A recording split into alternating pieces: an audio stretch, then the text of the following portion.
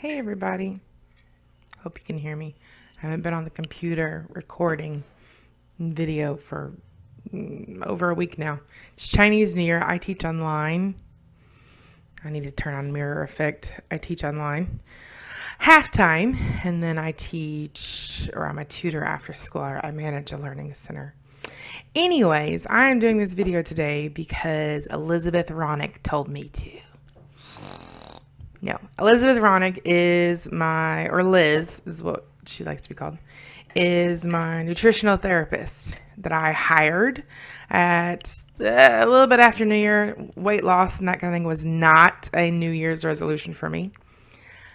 Adopting a child was, and I found out when you go to adopt a child, they might have stipulations on income, weight, health, blah, blah, blah, blah, blah, that you need to get managed so that you can be a good candidate to have children, which I think is interesting. It's harder to, random people get pregnant every day, but to adopt a child, you have to meet all these specific criteria. And I wish we had it where to get pregnant, you had to do that kind of like how they do in China, or at least if you're going to have another kid, you kind of have to have permission. I think that'd be a good idea because some people just don't need to be having kids. Anyways, what does Liz call me? She calls me Eva the Diva. I can't sing. I've been singing since I was 4. People say I'm pretty good. I'm starting to realize I have a different perception of myself than other people. People think I'm very interesting, and I think I'm just Eva. And they keep asking me if I have a YouTube channel. I don't. Well, at least I used to. I did it kind of as a cathartic diary. It's a lot easier and quicker to talk than it is to write, but I still do journal and everything like that. I got this. This is a new thing, turning in my mid-30s, getting acne. I never had acne as a teen. But anyhow, here's my story. I am 33 years old, born in New York. So I kind of had a New York accent until I was about 12 years old, or a speech impediment. They never could decide. But I was raised in Kentucky. So I go northern and southern. If I'm a little tired, I'll go southern. If I'm in the South, I go southern. There's times to go southern. And then there's times when I'm angry and I go northern. That's what my husband says. He says he always knows when I'm mad because those R's drop off like I'm back in New York. So anyways, I work with children. I manage the learning center in a county that has one of the highest incidences or occurrences of dyslexia in the state. So we do a lot of dyslexia, and we work with a lot of children that have speech impediments and go to speech therapy and stuff like that. So it's a very fulfilling job. It pays the best it can for what it is. But my heart is wholly in it. So that's why I teach online, so that I can do what I love in the afternoons. So this pays the bills. That pays a few of the bills, but my husband pays all the bills, honestly. I just pay a couple debts and that kind of thing, just try to get him paid down. He has a great job. I've been married 13 years. It'll be 14 this June. He is really amazing. He was married before and she was an idiot because she left him and I got him. Anyways, just in case she watches this, I doubt it. She's not that kind of person. So Liz, my nutritional therapist, she's kind of famous. Correction. She is famous. Super, super sweet, has asked me to do this. And because she says I have interesting stories. She's like, you tell very interesting stories about life, occurrences, observations of life, that kind of thing. My students think I'm pretty silly and funny. I'm a lot different with adults than I am with kids. That's why I love working with kids. I get to be 100% Eva with them and be as silly as I want to be and everything. So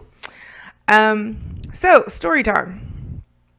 I did not really learn to talk until I was like in full sentences, until I was about 4 years old. And we really didn't know why. We didn't really understand why. But I grew up in a very musical family. And so music and singing was just part of life. Actually, when we lived in New York, we went to a all-black church. We were the only white family in the entire church. So I say that in utero, I got all that really good musical ability. Yes, I was born into an all-black church in upstate New York. An all-black Pentecostal church, y'all. I don't think I could attend now just because sensory overload problems, and we'll get to that later.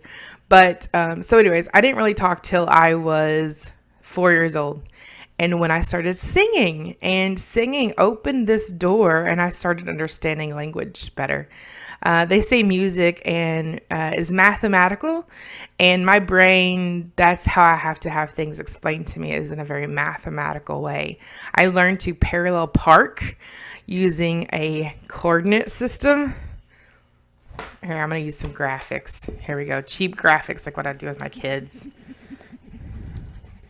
All right, coordinate system. Looks like this, y'all.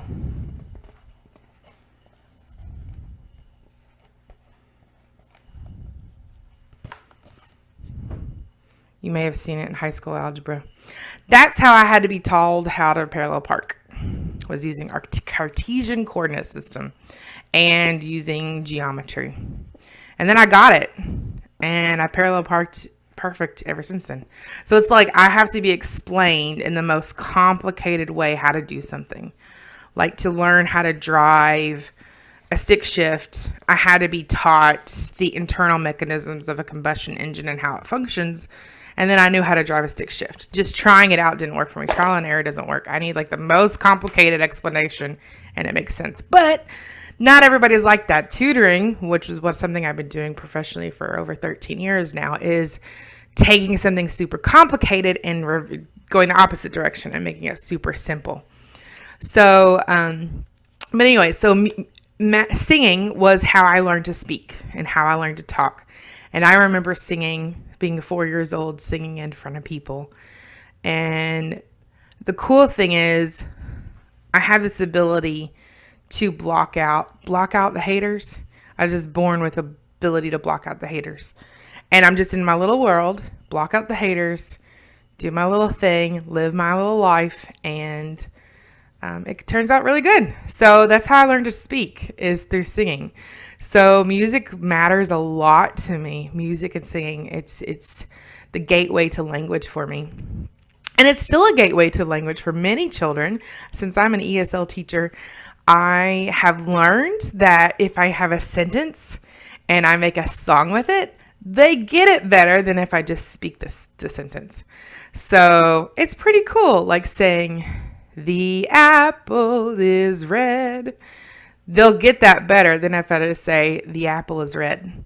So it just unlocks language. I don't know. It did it for me. Does it for ESL kids? It's pretty cool. So another thing is, like, I am a collector of useless information. I love useless information because my brain does this weird thing where I pick something up and I file away and I never forget it. Like, I pick up a little random bit of information.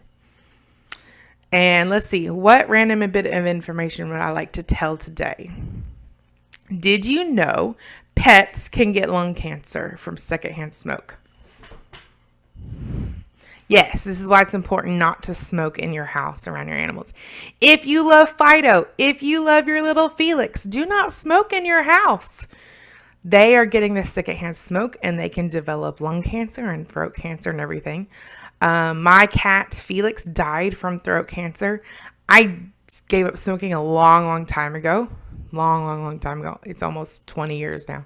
So not the reason why he had an intestinal. He was having the acid reflux really bad.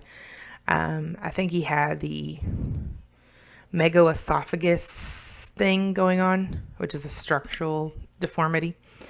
And anyways, but he passed away, or he was put to sleep on my birthday, my 32nd birthday. That was a sucky birthday. So, but that's some random information.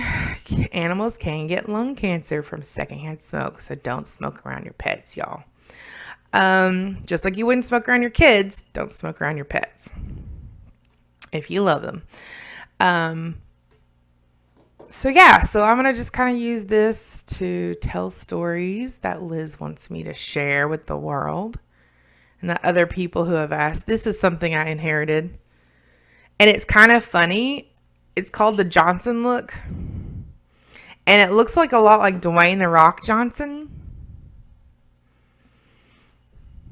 We're not related. Not that kind of Johnson. But yeah, this is the look I give students. Like, are you kidding me? Are you really acting this way? Are you serious? So the look. So that's just a little bit of random information to get you started. And I'll try to make some more. Doing it for Liz.